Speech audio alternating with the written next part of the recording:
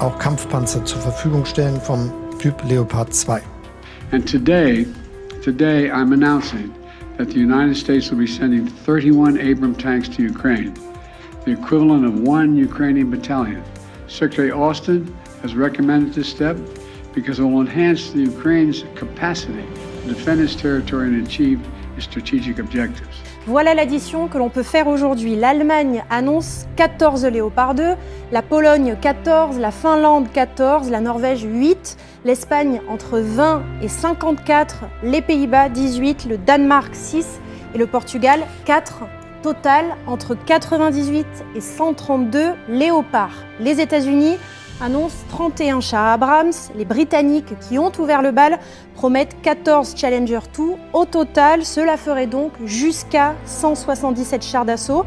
Pas loin de 2 divisions, c'est clairement significatif. Techniques et financiers nous ont promis plus de 12 milliards de dollars pour développer cette zone sensible, cette zone qui peut être le terreau où le terrorisme peut facilement s'installer dans cette zone. Nous avons fait nos projets, mais jusqu'au jour où je parle en ce qui concerne le Tchad, aucun de ces projets n'a été financé. On n'a pas de financement.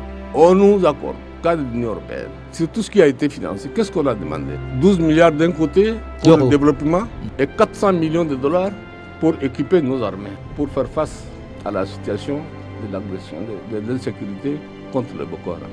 Sur les 400 millions, rien jusqu'à nos jours. Sur les 12 milliards, rien jusqu'à nos jours. Non, je ne sais pas de quel argent il avait pu être question. S'il s'agit de l'argent destiné au G5, ça attend toujours. La preuve, c'est que la dynamique qui avait commencé est en train de s'essouffler. Il n'y a pas de doute. Il faut avoir l'honnêteté de le reconnaître. Pays souverain, dont la souveraineté et l'intégrité territoriale a été violée par une agression unilatérale d'un pays voisin, la Russie. C'est comme ça qu'il faut le qualifier. C'est une guerre lancée par la Russie. Les règles qui sont les nôtres, la Charte des Nations Unies, les textes que nous avons signés, que la Russie d'ailleurs a également signés en tant que membre de l'OSCE, font qu'elle a violé à peu près tous ses engagements internationaux. Le choix qui a été fait par les Européens, premièrement, n'est en aucun cas de participer à cette guerre, mais de la reconnaître et de la nommer. Là où je vois trop souvent de l'hypocrisie, en particulier sur le continent africain, je vous le dis avec beaucoup de calme et de sérénité, à ne pas savoir qualifier une guerre qui en est une et à ne pas savoir dire qui l'a lancée. Parce qu'il y a des pressions diplomatiques, je ne suis pas dupe. J'entends par stratégique, c'est des menaces qui vont remettre en cause, qui risquent de remettre en cause la survie des États actuels. Nous sommes conscients du fait qu'on ne peut pas continuer à sous-traiter notre sécurité à d'autres. Nos forces armées ont été affaiblies pendant longtemps.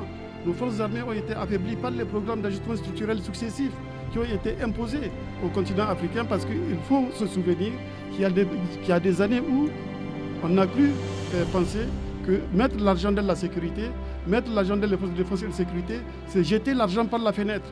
On ne s'est pas rendu compte de la liaison étroite qui existe entre sécurité et développement. Pour développer nos pays, il faut la sécurité, et pour avoir la sécurité, il faut l'intérêt des pays européens de les aider parce qu'il y a une menace véritable de déstabilisation. Mais les aider comment alors? Et si cette région... Parce que nous n'allons pas nous asseoir et regarder notre peuple mourir, ça jamais. Sinon, pourquoi on serait venu? Donc, ça impose qu'on scrute d'autres horizons, rien que le côté militaire. Et le volet économique aussi, c'est important, parce que ça accompagne la guerre. On ne peut pas dire que ça va échouer, ça va peut-être réussir, on le souhaite tous. Si les pays africains peuvent se débrouiller de façon indépendante, c'est la solution idéale. Mais pourquoi fait-il appel aux Russes alors? Mais ils n'ont pas encore fait clairement appel aux Russes.